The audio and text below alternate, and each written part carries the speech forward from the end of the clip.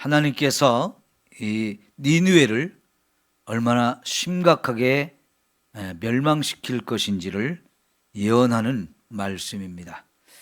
오늘 이 말씀이 나훔서의 이제 마지막 말씀이 됩니다.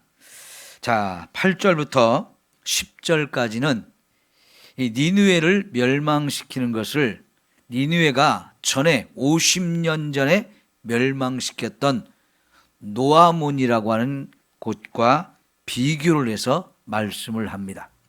노아몬, 이게 어디를 말하는 거냐면 애굽에 있는 나라입니다. 애굽입니다. 노아몬이라는 이 단어는 아몬의 도시라는 뜻이에요. 아몬의 도시. 아몬은 애굽 사람들이 가장 많이 섬기던 태양신을 말하는 건데요. 태양신이 주인이 돼서 다스리는 도시, 여기가 애굽의 수도 테베라고 하는 곳입니다. 50년 전 이 아수르가 애굽을 쳐들어가서 아주 무지막지하게 공격을 퍼부어서 결국은 멸망시켰는데, 사실 그 당시 아수르보다 이 애굽이 훨씬 더 강했습니다. 훨씬 더 강한 나라였지만 아수르에 의해서 비참하게 멸망을 당했거든요. 그런데 하나님께서 너희가 50년 전에 멸망시켰던 그 노아몬보다 너희가, 니느웨가 더 크다고 말할 수 있느냐? 그렇지 않다는 겁니다. 더 강하다고 말할 수 있느냐? 그렇지 않다고 하는 겁니다. 조명 좀 꺼주세요. 자, 여러분, 그렇게 강하고 큰 나라였던 애굽을 아수르가 쳐들어가서 무참하게 짓밟고 한순간에 멸망을 시켰어요. 그랬던 아수르, 이들이 50년 전 자기들이 멸망시켰던 그 노아몬이라는 나라가 망한 것은 생각지도 않고 우리는 괜찮다. 우리는 얼마든지 더 영원무궁할 거야. 이런 교만과 자만에 빠져 있었는데요.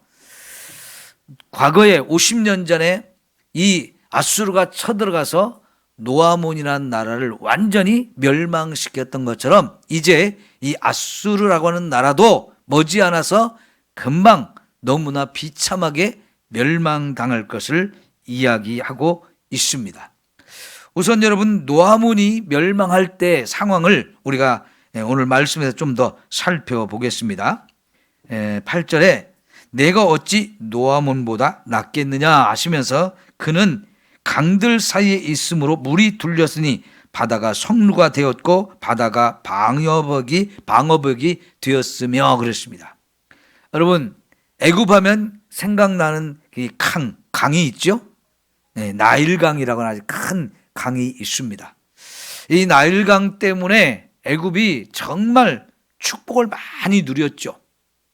강이 크고 그 물도 항상 풍부했고, 그리고 그 물이 흘러오는 가운데에서 해마다 큰 물이 흘러가면서 하류쪽에 가면 강줄기가 많이 갈라지면서 거기에 퇴적물들을 막 잔뜩 갖다 쌓아 놓으니까요, 그 땅이 너무나 기름진 땅이었어요. 여러분, 예전에 하제에서 여러분이 조개를 캐고 고기를 잡을 때 왜 그렇게 거기에 조개가 많이 났다고 생각해요?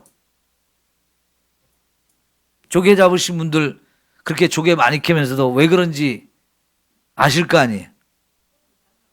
예? 하나님 먹고 살라고 하셨다고요? 물론 그렇기는 하지요.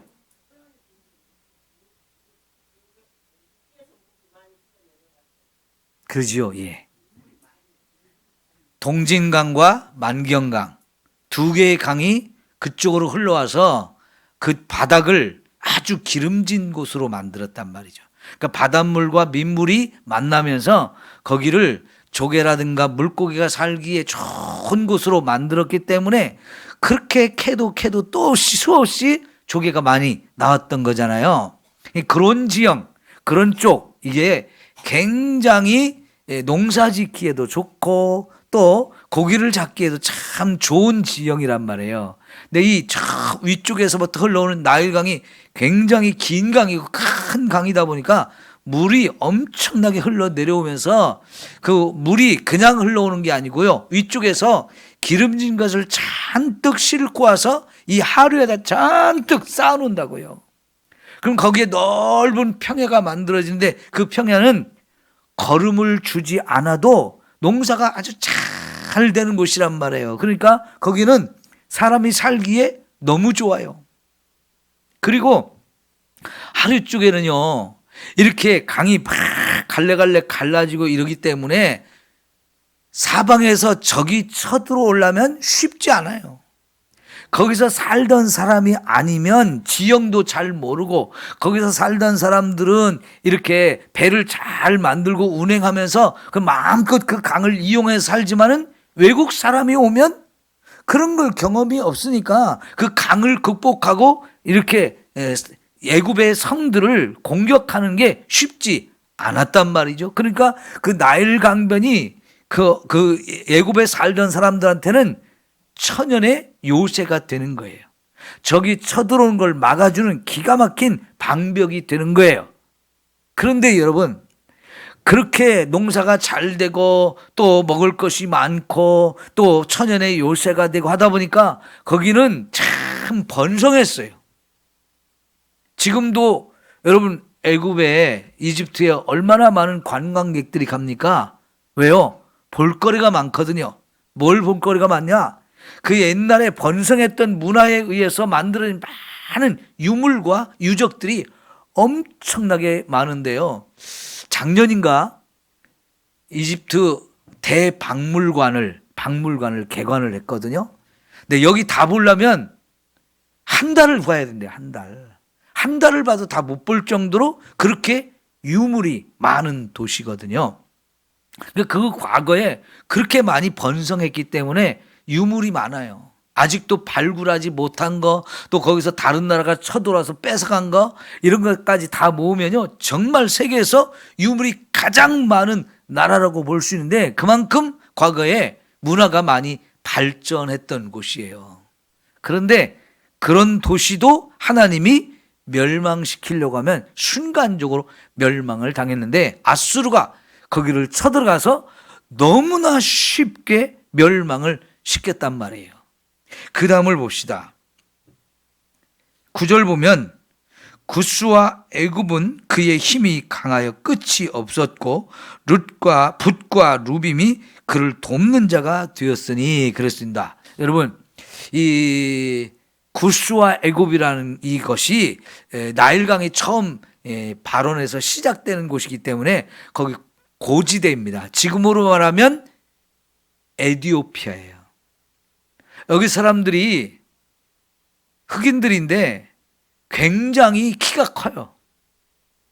그러니까 옛날에 키가 큰 이런 사람들이 거기서 잘 뛰고 막 이러니까요, 굉장히 강하죠. 근데 이런 나라를 아수르가 멸망시킨 노아몬이라고 하는 이 나라가 그 나라를 자기들하고 좋은 관계를 맺어가지고 외교적으로 잘 통해가지고 언제든지 도움을 요청하면 와서 도와줄 수 있는 관계를 맺고 있고, 서쪽으로 가면 이 사하라 사막 그쪽에 리비아라고 하는 나라가 있거든요.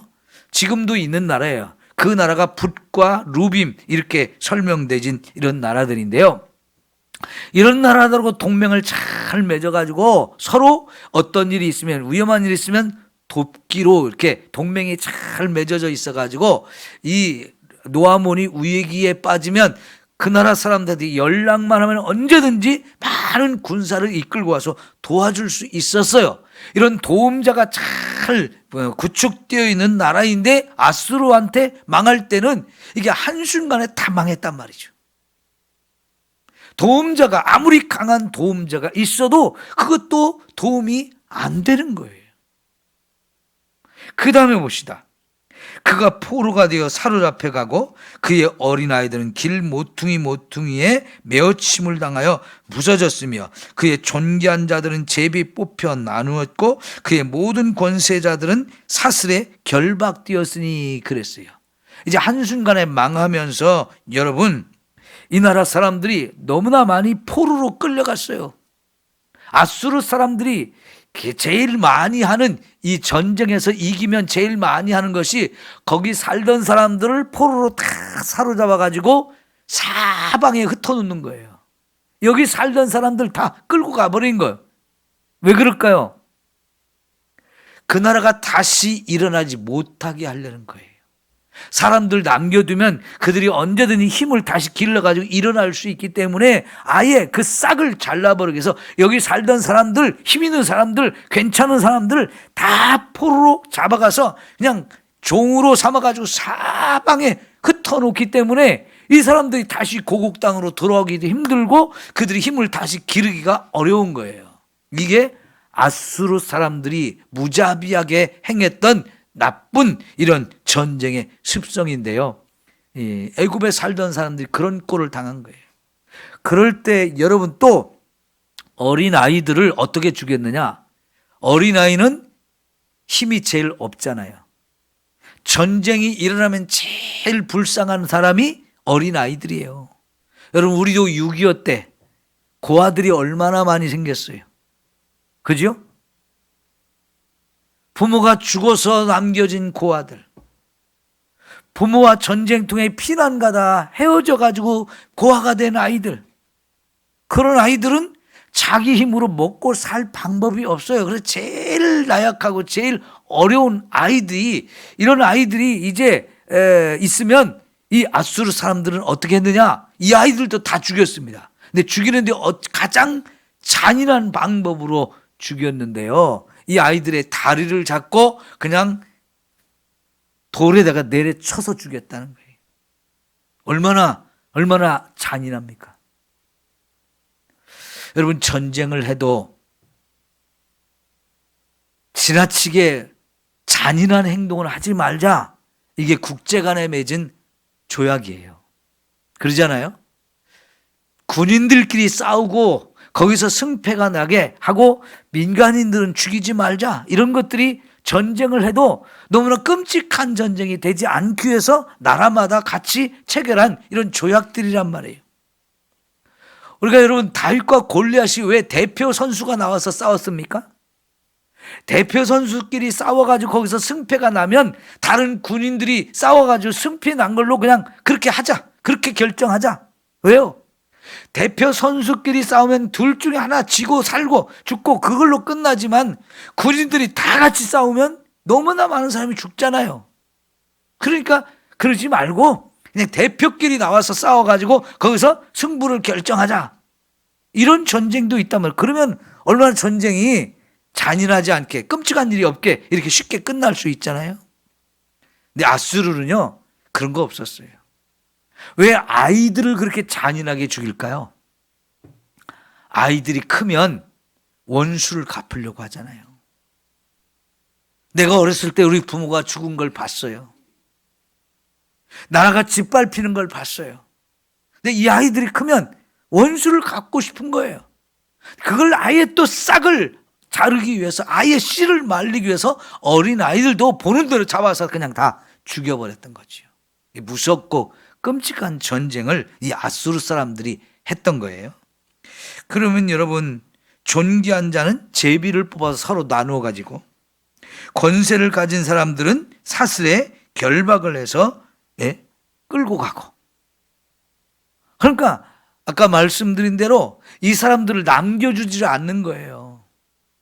그냥 아예 그 땅에서 다시 전쟁이 없게 하려고, 반역이 일어나지 않게 하려고 그냥 완전히 짓밟아버리고 사람을 다른 데를 끌고 가고, 여기에는 또 다른 데서 우리가 포로로 사로잡은 사람들을 데려다 놓으면 여기서 다시 그들이 뭔가를 이루기가 훨씬 어렵잖아요. 이런 정책을 아수르가 쓰면서 노아몬이라는 이런 도시를 너무나 비참하게 망하게 했는데요. 이제는 아수르가 그 꼴을 당하게 한다는 겁니다. 그게 50년 전에 있었던 일인데 50년 후에 본인이 자기들이 그런 꼴로 멸망을 당할 것이다라고 하나님이 말씀하시는 거지요. 왜 그럴까요? 전에는 애굽이라고 하는 이 악인을 치기 위해서 악한 자를 들어서 심판을 했어요. 하나님께서요, 악인을 멸망시킬 때 굳이 의인을 동원하지 않아도 되는 경우가 많았어요. 그 악한 날에 악한 자도 쓰기 위해서 하나님이 두신다는 표현이 있잖아요. 이런 악한 자를 멸망시키는데 의인을 통해서 하지 않고 그보다 더 악한 놈들을 통해서 이 악한 놈들을 심판하는 도구로 사용해요. 아수르가 그런 하나님의 심판의 도구였어요. 그러면 그렇게 자기들 하나님의 도구로 쓰임받으면서 악한 나라를 멸망시킬 때, 예를 들어서 깨달아야 되잖아요.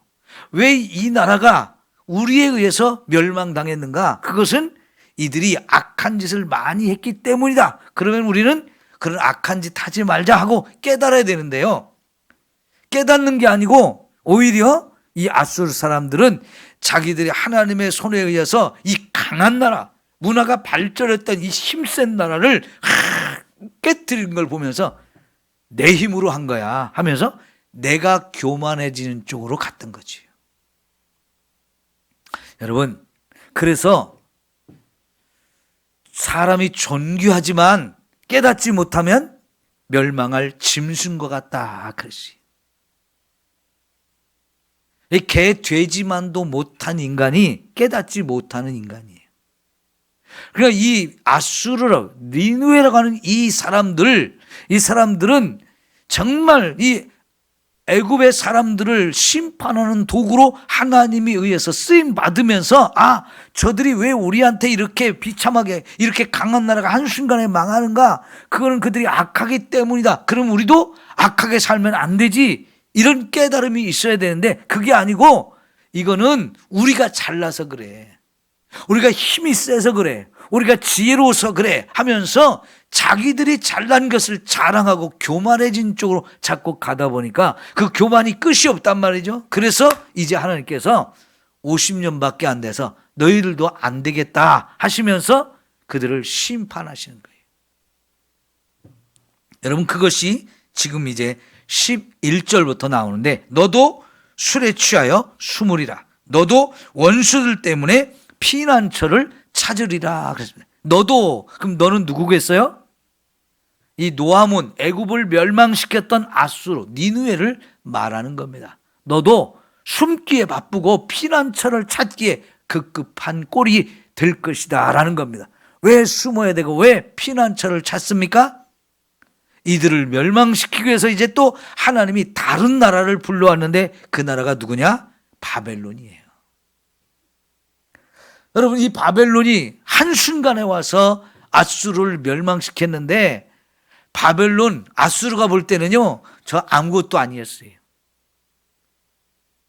그냥 저거는 손가락으로 이렇게 튀기기만 해도 그냥 꼼짝 못하는 파리 목숨 같은 존재들이었어요.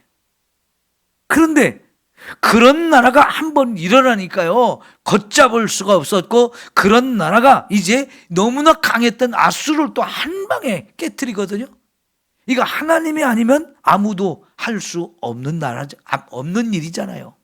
전에 처음 이 나훔서를 설명할 때 아수르가 역사상 처음으로 대제국을 건설한 나라라고 했잖아요. 근데 가면 갈수록 더 큰 나라를 만들었거든요. 그러는데 이 강한 나라가 절대로 망하지 않을 거라고 아수르 사람도 생각했고 주변 나라도 그렇게 생각했어요.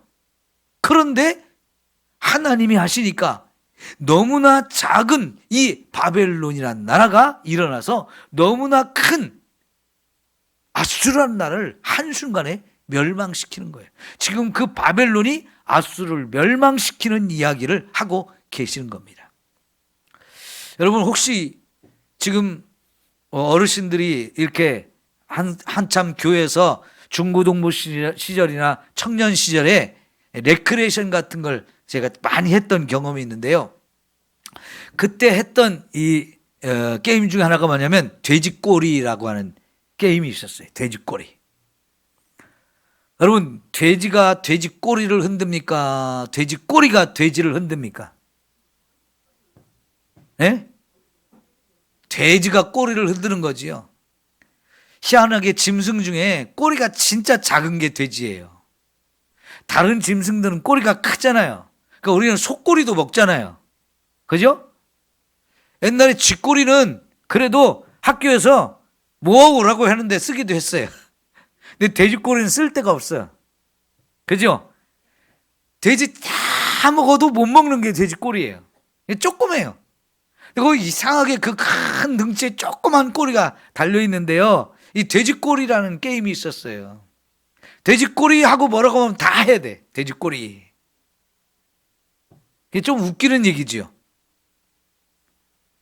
꼬리가 돼지를 흔드는 그런 형상을 우리가 생각하면서 그 게임을 했어요. 그러니까 지금요, 바벨론이 아수르를 멸망시킨 것은 돼지 꼬리가 돼지를 잡아먹은 꼴이 된 거예요. 아주 우습죠? 그런 일을 누가 하느냐? 하나님이 하신다는 겁니다.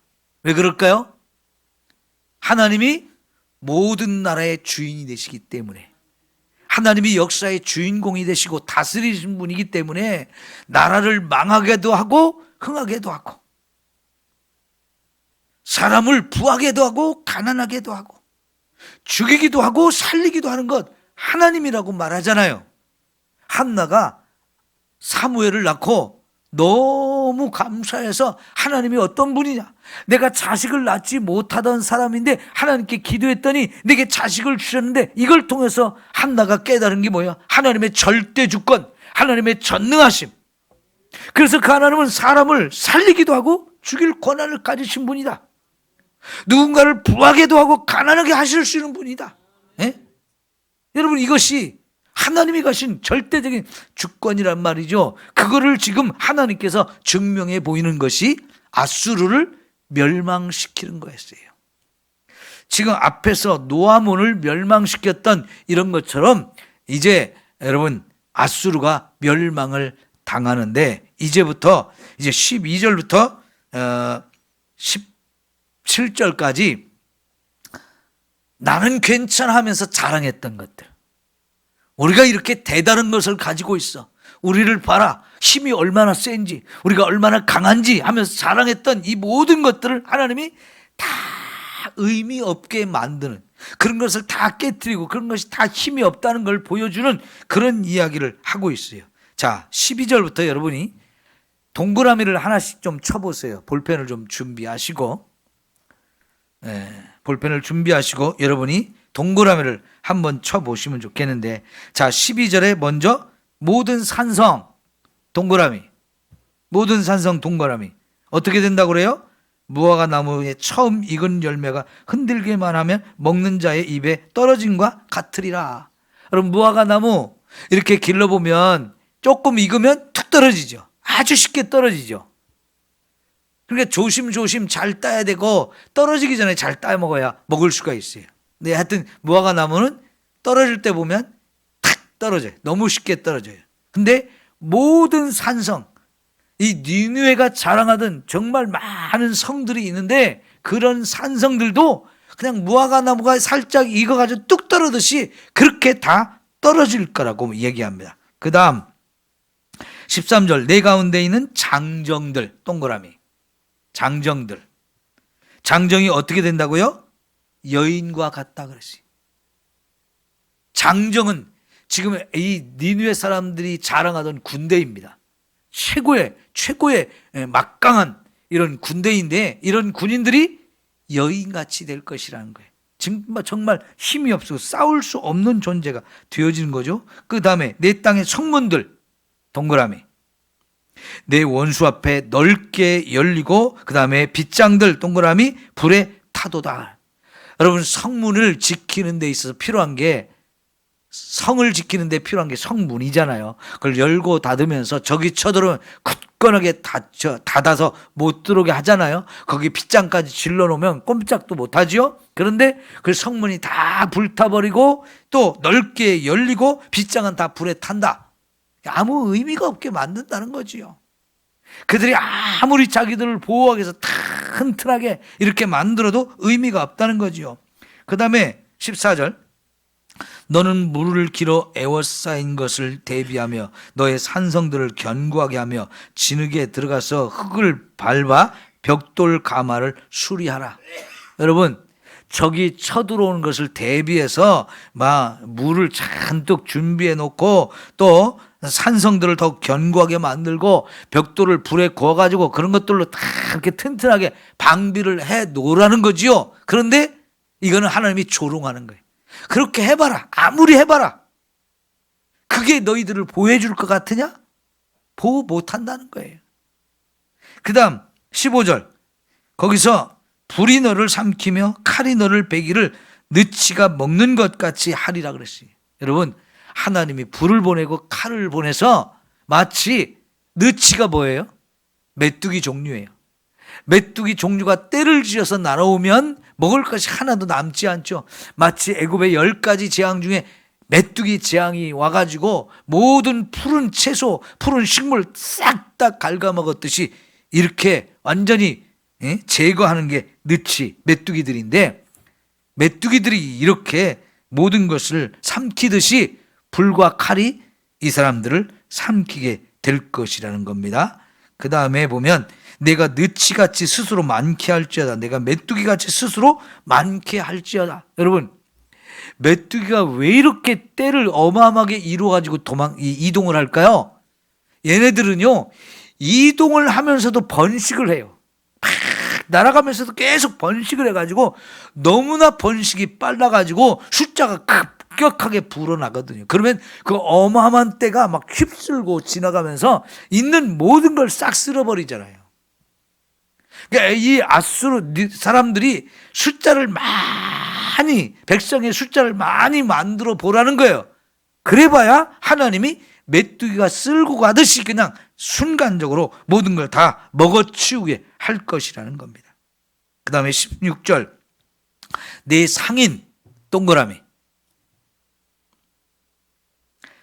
내 상인을 하늘의 별보다 많게 하였으나 느치가 날개를 펴서 날아감과 같을 것이다. 여러분, 이 니느웨가 강해지니까요 상인들이 많이 생긴 거예요. 여기는 나일강의 문화 그리고 메소포타미아 문화 두 개가 막 이동을 하면서 서로 교역을 하면서 굉장히 이동이 사람들이 물자가 많이 무역이 왕성해가지고 이거를 다 이 니느웨가 장악을 하고 있으니까요. 그 니느웨에 상인들이 막 돈을 엄청나게 벌어들인 거예요. 이 니느웨 사람들이 다 부자가 된 거예요. 그렇게 많았던 상인들도 그렇게 그들이 가지고 있던 부유함도 다 소용없을 거라는 거죠. 메뚜기가 한 번에 날아가면 순간에 없어지잖아요. 그런 것처럼 그 많은 상인들도 다 없어질, 메뚜기처럼 날아갈 거라는 거죠. 그 다음에 17절에 내 방백 동그라미 방백은 메뚜기 같고 너의 장수들 동그라미 큰 메뚜기 떼가 추운 날에는 울타리에 깃들었다가 해가 뜨면 날아감 같으니 그 있는 곳을 알 수 없도다. 그러니까 장군들이나 방백들 이런 사람들 장수들도 이제는 온데간도 없이 다 사라졌다는 거예요. 하나님이 이렇게 만들 거라는 거죠. 그럼 누가 싸웁니까? 어떻게 싸웁니까? 이런 모든 것들을 니느웨가 자랑하던 것들이에요. 이것이 우리 힘이라고, 이런 것이 있으니까 우리는 안전하다고 막 자랑하던 것들인데 지금 하나님이 그런 것들을 구체적으로 예를 들어 하나하나 설명을 하면서 너희가 망할 때 이거 다 날아가고 없어지고 불타고 칼에 망하고 다 이렇게 된다라고 말씀을 하시잖아요. 여러분, 이거는 옛날만 그런 게 아니에요. 지금도 똑같습니다. 이 땅에 수많은 나라가 함께 살기 때문에 나라와 나라 사이에 전쟁도 많잖아요. 그러니까 서로 망하지 않기 위해서 엄청나게 준비하잖아요. 우리도 여러분 어마어마한 무기들을 만들어 갖고 있고 북한도 우리를 이기려고 핵무기까지 만들고 막 이러잖아요. 우리가 그동안 못 살던 나라가 잘 살기 위해서 막 노력했고 진짜 지금은 정말 전 세계가 부러워할 만큼 참 부자 나라가 됐습니다. 여러분, 우리나라 이제 진짜 부자 나라 됐죠? 예? 월요일 날 우리 아들이 이제 딸을 낳았잖아요. 병원비가 한 400, 500 든대요. 아기 가서 수술했는데 병원비가 한 400, 500 든대요. 우리나라는 어때요? 그만큼 필요 없잖아요. 그죠? 그만큼 안 줘도 충분해요. 거기다가 또 애기 자꾸 나라고 막 지자체나 국가에서 돈도 막 자꾸 줘요. 비교해보면 얼마나 우리가 잘 사는 나라예요. 그러죠? 정말 좋은 나라 됐죠? 그런데 여러분, 이거 우리 자랑할 거 별로 없어요. 이거 우리가 의지할 거 별거 없어요. 하나님께서 거둬가시면 아무것도 없는 거예요. 여러분, 우리가 트럼프가 하는 짓을 보면 참 이상한 짓을 너무 많이 해가지고, 아, 저 트럼프 왜 저래? 우리나라 관세를 15%로 깎아준다겠다. 또 막 25%또 올린다고 막 또 그러죠? 아, 변덕쟁이고 막 우리나라를 자꾸 괴롭히고 막 그러잖아요. 근데 여러분, 트럼프가 왜 관세를 가지고 막 다른 나라한테 막 50% 매긴다, 막 100% 매긴다, 막 왜 이러는지 아세요? 사실은 미국이 제조업이 다 망했기 때문에 그런 거예요. 왜 제조업이 망했느냐? 미국 사람들이 인건비가 자꾸 올라가다 보니까 뭘 하나를 만들려고 해도 인건비가 많이 들거든요. 그러니까 그러면 인건비가 안 드는 싼 나라로 가자. 우리나라가 많은 공장들이 동남아로 이렇게 옮겨갔잖아요. 똑같은 현상인 거예요. 과거 미국이 그렇게 했던 거예요. 그래서 여러분, 숟가락 만들고 젓가락 만들고 이런 거 미국에서 굳이 안 만들어도 이제 중국이라든가 동남아나 이런 나라 와서 공장 짓고 미국 사람들이 돈 대가지고 공장 짓고 거기서 싸게 돈 주고 싸게 만들어가지고 미국에 사다 팔면 자기 나라에서 만드는 것보다 훨씬 돈이 더 많이 남고 사는 사람도 싸게 살 수가 있단 말이에요. 그러니까 미국에 있는 수많은 공장들이 다 다른 나라로 갔어요. 그러면서 그동안 뭐 사다 쓰면 되지, 사다 쓰면 하고 했는데 지금 보니까요, 미국의 제조업이 다 무너진 거예요. 여러분, 제가 미국에 가서 거기 목사님 집에서 일주일을 같이 생활을 했거든요. 그런데 야, 우리하고 사는 게 너무 차이가 나요. 정말 풍성해, 풍성해. 우리 잘 산다고 하잖아요. 미국은 더 풍성해요. 근데 그게 다 싸요. 그리고 우리는 이제 뭘 먹고 나면 쓰레기 분리수거 다 하잖아요. 자연 보호도 해야 된다고 하면서 그걸 또 재활용도 해야 된다면서 쓰레기 막 분리하고 버리잖아요. 근데 미국은요, 쓰레기 분리하는 게 하나도 없어요. 엄청나게 뭐 일회용품이라든가 뭐 쓰레기가 음식 먹고 나면 음식 쓰레기부터 시작해가지고 이런 일회용품들이 엄청나게 나오는데 그거 분리 하나도 안 하고 그냥 쓰레기 봉지에 한꺼번에 다 담아가지고 딱 밖에 쓰레기통에 내놓으면 그냥 알아서 가져가서 한꺼번에 다 메꿔버려요. 땅에 파고. 그래도 워낙 땅이 넓기 때문에 쓰레기 아무리 쓰레기장 많이 만들어도 상관없어. 그러니까 그 사람들이요, 아끼는 게 하나도 없어요. 절약하는 게 하나도 없어요. 막 풍성해요. 너무 풍성해. 근데 많이 그렇게 쓰고 마음껏 이렇게 하다 보니까 공장은 자기에게서 안 만드는데 공장이 없어졌는데 중국에도 이제 물건이 자꾸 비싸지죠. 태국에도 비싸지죠. 베트남도 비싸지죠. 그러니까 이게 물가가 자꾸 올라가는 거예요. 그러니까 트럼프가 화가 나가지고 너희들 관세 비싸게 해. 안 그러면 우리나라에다가 미국에다 공장 줘. 그런 얘기 하는 거예요. 그동안 이 공장들 다 없어졌단 말이에요. 근데 그 공장을 너희들이 우리나라 와서 돈을 대가지고 여기다 공장 져가지고 우리나라한테 물건을 싸게 공급해. 안 그러고 너희 나라에서 만들어 오면 관세를 50% 매기고 100% 먹여가지고 비싸게 갖고 올게 할 테니까 그럼 너희들 거 못 팔잖아. 그 대신 우리나라에서 공장 만들고 우리나라에서 만들면 미국 사람들 일자리 생기고 물건 싸게 해주고 그래서 관세를 자꾸 들먹이는 거였어요.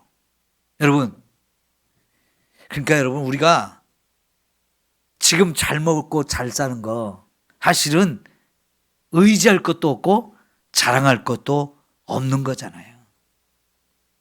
사실은 우리나라가 이 잘 먹고 잘 살면서 굉장히 교만해졌어요. 요새 뭐 우리나라 거 하면 막 세계적으로 인기가 막 높아지잖아요. 김밥도 막 잘 팔리고 김도 막 수출해 가고 한국 드라마 영화도 막 세계적으로 막 인기가 높아지고 노래도 막 가수들도 막 이제 세계적인 가수가 돼가지고 뭐 멕시코 대통령 선거할 때는 대통령 공약 중에 하나가 BTS를 꼭 초청해가지고 그 나라에서 뭐 콘서트를 하게 하겠다. 이게 대통령 후보로 나온 사람 공약이래요.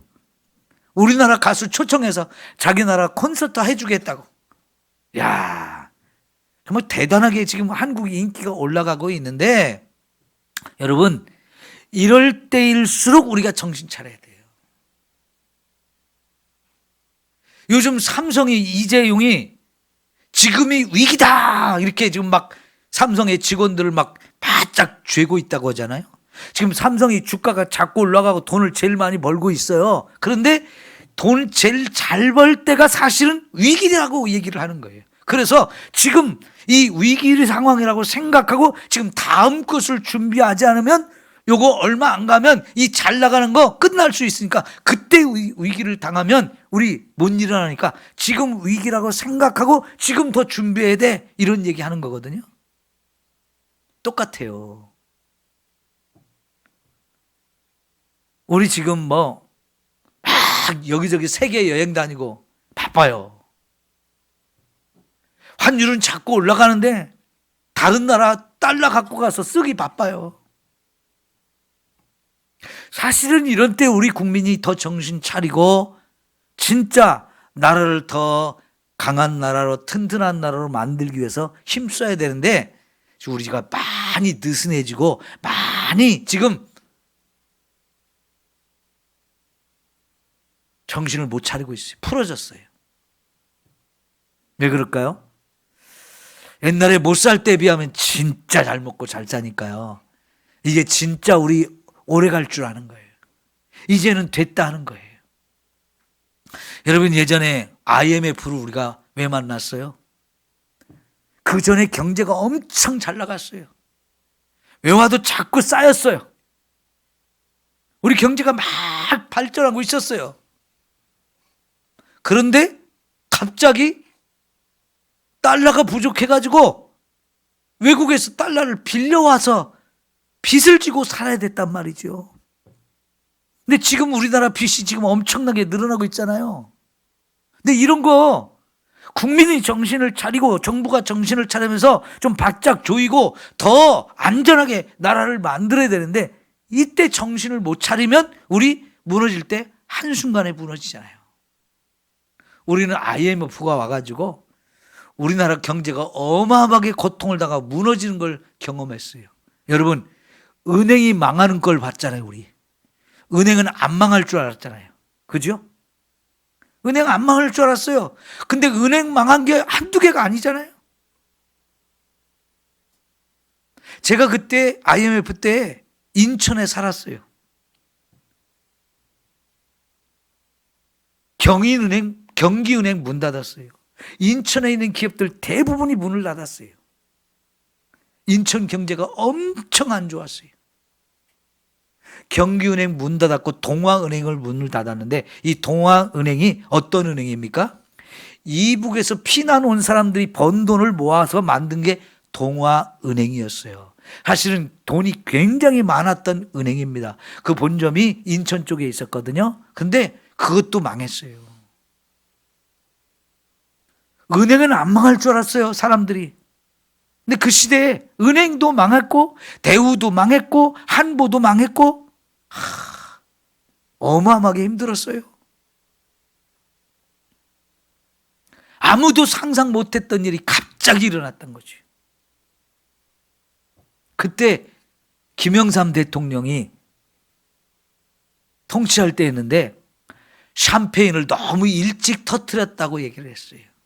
막 좋았어요. 막 외환도 쌓이고 막 주가도 올라가고 막 수출도 잘 되고 그래가지고 엄청 우리나라가 잘 살고 있는 그런 잘 발전하고 있는 줄 알았는데요. 샴페인을 너무 일찍 터뜨렸다는 얘기를 그때 했어요. 맞아요. 갑자기 빚더미 위에 우리가 앉았던 거지요. 여러분, 그러니까 우리가요, 세상 살면서 내가 가지고 있는 거, 자랑할 거 별로 없는 거지요. 어떻게 이렇게 아수르가 한순간에 망할 줄 누가 알았겠어요? 그들도 교훈을 받지 못해서 그래요. 자기들이 그 노아몬을 멸망시킬 때 그 상황을 생각해 보면 교만하지 말았어야 되는데, 자랑하지 말았어야 되는데, 이들이 더 교만해져 가지고 막 잘 나가니까 너무 좋아 가지고 막 날뛰다 보니까요, 하나님이 넌 더 이상 안 돼 하면서 하나님이 손 모시니까 한순간에 망했던 거거든요. 여러분, 우리가 이 땅에 살면 얼마나 사나요? 뭐 100세를 산다고 해봐야 뭐 그 긴 건가요? 그리고 100세 살고 갈 때 여러분 얼마나 갖고 가실래요? 갖고 갈 거 있어요? 빈손 들고 왔다, 빈손 들고 간다는 거 불교에서만 얘기하는 게 아니고요, 성경에서 똑같은 얘기를 해요. 올 때도 빈손으로 왔고 갈 때도 빈손으로 간다고 말하는데, 우리는 자꾸 우리가 움켜쥐고 이것만 있으면 돼, 이것만 있으면 돼 하고 자꾸 뭔가 쌓아놓고 이거를 의지하고 살고 그러거든요. 그래서 기도도 안 하고, 그래서 하나님을 안 찾고, 내 심령의 은혜가 메몰라도 전혀 그걸 문제 삼지 않아요.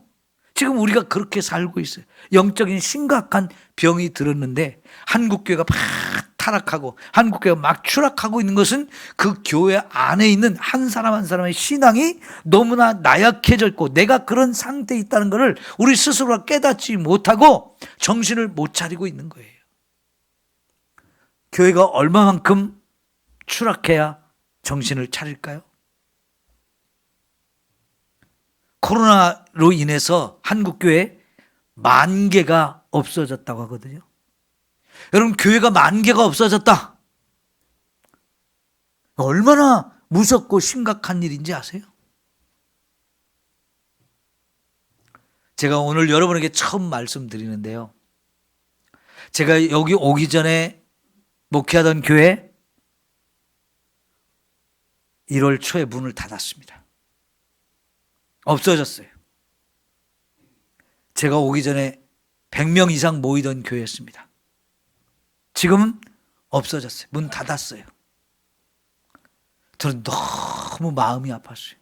정말 제가 너무 힘들었어요. 성도들과 함께 그 많은 빚을 갚으려고 정말 애를 써가지고 빚 다 갚고 빚이 하나도 없는 교회로 만들었거든요. 그런데도 문을 닫았습니다. 저는 제가 정말 피땀 흘려 열심히 노력하면서 세웠던 교회를 없어지는 걸 제가 경험을 했어요. 뭐 10,000개가 교회 문을 닫았다 이런 얘기해도 내가 목회하던 교회가 문 닫은 걸 내가 경험하는 것보다는 비교가 안 돼요. 너무 가슴이 쓰려요. 그게 지금 한국교회 현실인 겁니다. 여러분, 우리도 전도 안 했으면요, 반쪽도 안 남았을 수도 있어요.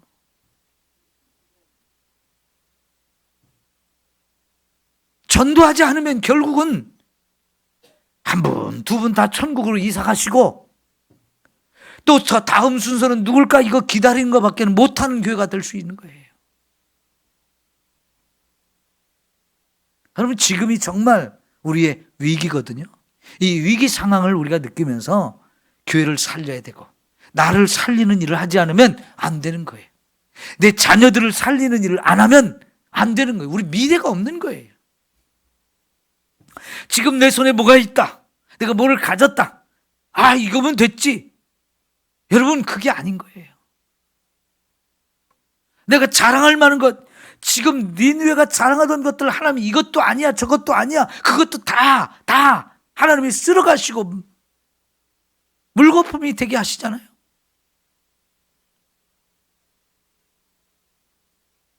여러분, 지금이 진짜 우리의 위기 상황입니다. 이 위기 상황을 이길 힘은 어디에 있을까요? 하나님 앞에 우리가 믿음으로 바로 서는 거예요. 기본으로 돌아가서 말씀을 붙들고 기도를 회복하고 내가 성령 충만하고 그리고 열심히 전도해서 영혼을 구원하며 하나님의 교회를 튼튼하고 건강한 교회로 세워가고 우리 각자의 믿음이 참 충만한 은혜로운 이런 은혜가 충만한 이런 건강한 믿음으로 세우는 것, 그렇게 안 되면 우리는 다 같이 함께 무너지는 수밖에 없는 거예요.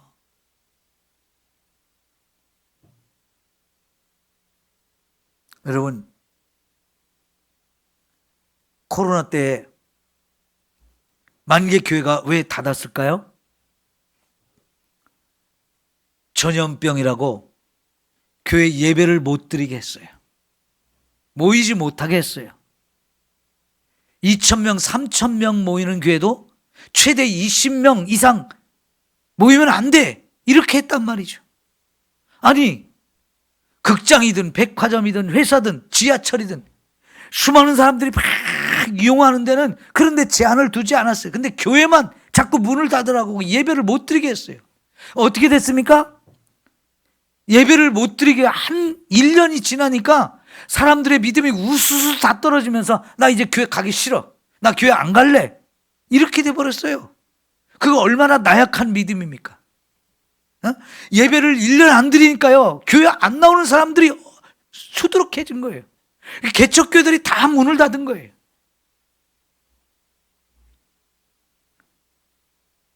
일 년 예배를 안 드리니까 다 그 모양 그 꼴이 됐다면 그 사람들 신앙 제대로 있는 겁니까? 예배를 지금 우리가 드린다고 해서 그 사람들이 진짜 믿음이 좋은 사람으로 생각하면 안 돼요. 지금 교회 나고 있는 사람들 어떻게든 더 믿음이 좋은 사람으로, 살아있는 믿음을 가진 사람으로, 은혜 충만한 사람으로, 어떤 환경이 되고 어떤 고난이고 박해가 와도 믿음을 끝까지 지킬 수 있는 사람으로 만들지 않으면 그냥 바람 한 번 불면 다 날아갈 수밖에 없는 껍데기예요, 껍데기. 이때 우리는요, 우리 각자의 믿음을 진짜 제대로 살아있는 믿음으로 세우기 위해서 힘써야 합니다. 여러분, 세상 것 자랑할 게 없고요. 나는 가난합니다, 나는 부족합니다, 나는 연약합니다 하면서 하나님의 은혜가 더 필요해요. 말씀대로 살겠습니다, 기도하며 살겠습니다, 성령 충만한 은혜를 주세요, 내가 전도하며 살겠습니다, 이것이 있어야 우리가 살고 교회가 살고 세상을 살릴 수 있는 일을 할 수 있잖아요. 예배 1년 안 드렸다고 믿음을 다 까먹은 이런 상태, 이게 한국교회 성도들의 영적인 실상이었거든요. 그리고 얼마나 나약하고 별 볼 일 없는 거잖아요. 여러분, 믿음을 세우십시오. 기도하면서 내 영혼을 소생시켜야 됩니다. 말씀 붙들고 말씀에 철저하게 순종하며 사는 이런 믿음이 있어야 세상과 타협하지 않습니다. 내 손에 있는 것으로 만족하지 않습니다. 그냥 모래알같이 다 빠져나갈 그거 붙들고 나는 있어, 나는 괜찮아, 이런 어리석은 생각하지 않아요. 우리가 성령 충만한 은혜를 받지 않으면 내가 어떤 고난이고 어떤 환난이 와도 견딜 수 없는 이런 상황이 되어진다면 이거 우리 믿음 진짜 엉터리 되는 거거든요. 나도 살고 남도 살리는 일을 해야 진짜 남 살리기 위해서도 나도 사는 거예요. 남 살리다 보면 나도 살아요. 그래서 전도해야 되는 거죠. 먹고 사는 것도 바쁘고 다 중요하고 해야 됩니다. 그것 때문에 여러분 기도 안 하게 되고 말씀 안 읽게 되고 예배 안 드리게 된다면